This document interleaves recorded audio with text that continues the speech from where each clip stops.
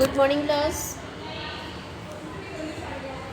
ये हमारी आज की वर्कशीट है, वर्कशीट नंबर 14। हम लोग पॉल साइंस पढ़ रहे थे। पॉल साइंस में हमारा टॉपिक था सत्ता की साझेदारी।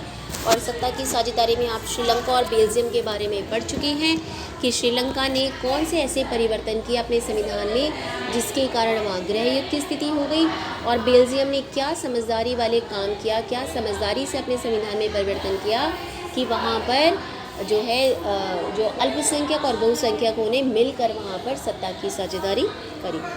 बेल्जियम एवं श्रीलंका के उदाहरणों के द्वारा हमने सत्ता में साझेदारी के दो भिन्न रूपों को पिछली दो वर्कशीट में 12 और 13 में देख लिया।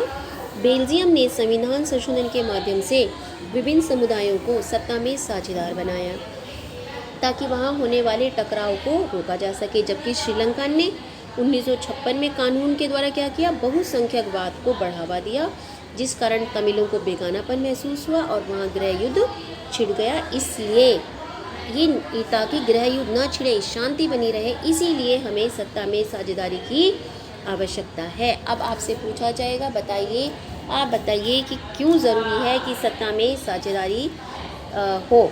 देखिए, अब ये क्वेश्चन बहुत बार पेपर में आता है और इस तरीके से आता है कि सत्ता में साझेदारी का दो कारण होते हैं। एक युक्तिपरक तर्क देना है, एक नैतिक। युक्तिपरक मतलब लॉजिकल और नैतिक मतलब मॉरल, कि ऐसा होना चाहिए। देखिए, युक्तिपरक क्या कहता है? युक्तिपरक तर्क कहता है कि हमारे समाज में अलग अलग धर्म, अलग अलग जाति, अलग अलग समूह के लोग रहते हैं। अगर आप सबको भागीदार बनाते हैं तो टकराव कम होता है। अगर हम सबको शामिल कर लेते हैं अपने ग्रुप में तो टकराव कम होता है, और जब टकराव कम होगा तो स्थायित्व आएगा, बार बार सरकारें नहीं बदलेंगी।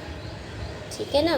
तो ये दो चीज़ें इम्पॉर्टेंट हैं। अब नैतिकता क्या कहती है? नैतिकता कहती है कि अगर आपने देश में लोकतंत्र को अपनाया है तो सत्ता की साझेदारी लोकतंत्र की आत्मा है। अगर आप आत्मा को ही निकाल देंगे तो लोकतंत्र का अर्थ खत्म हो जाएगा, क्योंकि हमारा लोकतंत्र कहता है कि जनता का शासन है, जनता के लिए है, जनता के द्वारा है। तो उस जनता में हमें सभी धर्म, समूह, जाति, अल्पसंख्यक सभी को शामिल करना चाहिए। दूसरा कि हम जब लोकतंत्र की बात करते हैं तो हम सरकार को एक वैध रूप देते हैं, मतलब कानूनी जामा पहनाते हैं। और अगर आप सरकार को कानूनी जामा पहनाते हैं तो आपको सत्ता में साझेदारी को शामिल करना चाहिए। ये हमारी नैतिकता कहती है। और ये इसी तरह से आपको डायग्राम बनाना है और एक्सप्लेन करना है, क्योंकि पेपर में बहुत बार आता है सत्ता की साझेदारी की नैतिक तर्क दीजिए या युक्तिपरक, जो भी पूछेगा आपसे, या दोनों पूछेगा तो दोनों लिखने हैं और एक्सप्लेन करके लिखना है। और अगर 5 नंबर में आता है तो आपको श्रीलंका और बेल्जियम का उदाहरण हर चीज़ में देना है। इन बातों का आप ध्यान रखेंगे। ठीक है? अब देखते हैं सत्ता में साझेदारी हम किस किस तरीके से कर सकते हैं। सत्ता में साझेदारी का ये भी बहुत इम्पोर्टेंट क्वेश्चन है कि सत्ता में साझेदारी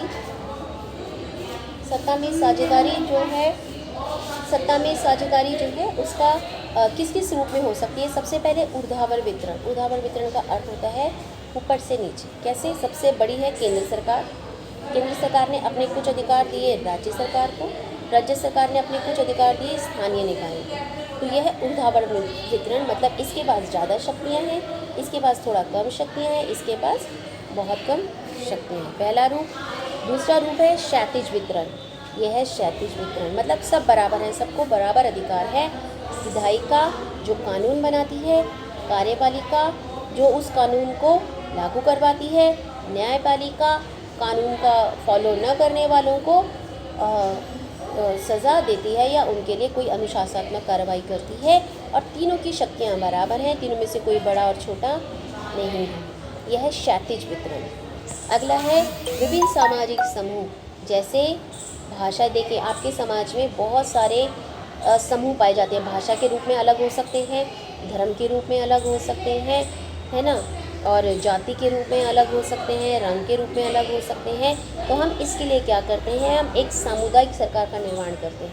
जैसे मान लीजिए किसी गांव में एक ही जाति के लोग रहते हैं, तो हम बोलते हैं कि इस समुदाय के लोग यहाँ पर अपनी सामुदायिक सरकार का निर्माण कर सकते हैं। अगला, विभिन्न सामाजिक समूह, दबाव समूह एवं राजनीतिक दलों के मध्य सत्ता का वितरण। देखिए सामाजिक समूह तो मैंने आपको यहाँ पे समझाया। दबाव समूह क्या होता है?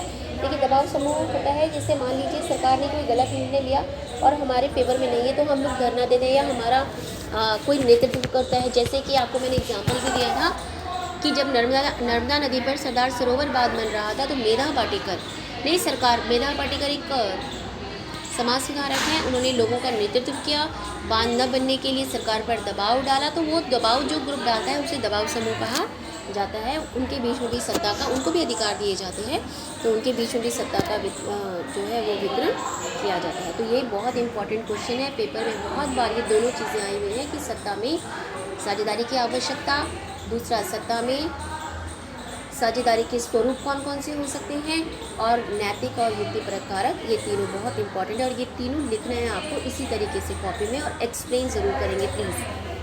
इसके बाद हम आगे क्वेश्चंस देखते हैं। निम्नलिखित में से कौन सा सत्ता में साझेदारी को युक्तिपरक कारक कौन सा कहा जाता है? युक्तिपरक है, लोकतंत्र की आत्मा है, स्थायित्व प्रदान करता है ना, वैधता प्रदान, सारा युक्तिपरक है। निम्नलिखित में से कौन सा सत्ता का क्षैतिज वितरण है? क्षैतिज वितरण अभी मैंने आपको बताया, क्षैतिज ये होता है और ऊर्ध्वाधर ये होता है। अभी इससे क्षैतिज पूछा है जिसमें विधायिका, कार्यपालिका और न्यायपालिका आती है, तो कौन सा है इसमें? ये वाला। ठीक है, तो ये आपकी वर्कशीट है। वर्कशीट तो करेंगे ही, साथ में जो ऊपर बताया गया काम है वो भी आपने